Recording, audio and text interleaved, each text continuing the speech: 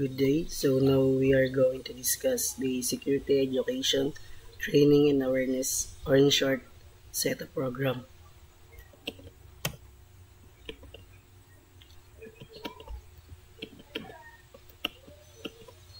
Since an organization or business is that they will have to address their increasing need for security conscious behavior in the workplace as there is a great increase in cyber threats, data breaches, and insider threats, they develop a thing called SETA, Security Education, Training, and Awareness, which is a program involving teaching employees how to take care of information.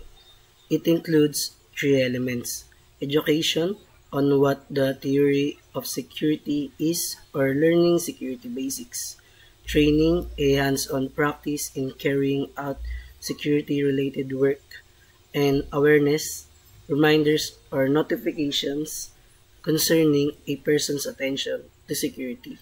With knowledgeable workers, SETA programs provide the organization with the means to safeguard information assets, minimize the risk from the many forms of threats, and meet security regulatory compliance by educating the staff on how to handle information safely.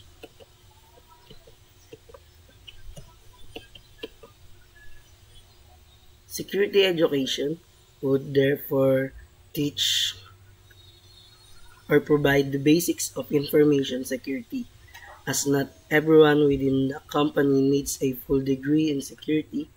However, classes can be taken if management feels this is beneficial. This section deals with teaching and providing every employee how to manage information securely and safely. It helps employees understand why security is important and how their actions can protect sensitive data. Not everyone in the company needs to be an expert in security, but they should know the essential practices to keep information safe. For example, employees can learn about strong passwords, safe use, and recognizing phishing attempts. If management thinks it's helpful, they can organize more formal classes for deeper knowledge. The goal of security education is to build a foundation of understanding that everyone can apply their roles to minimize risk.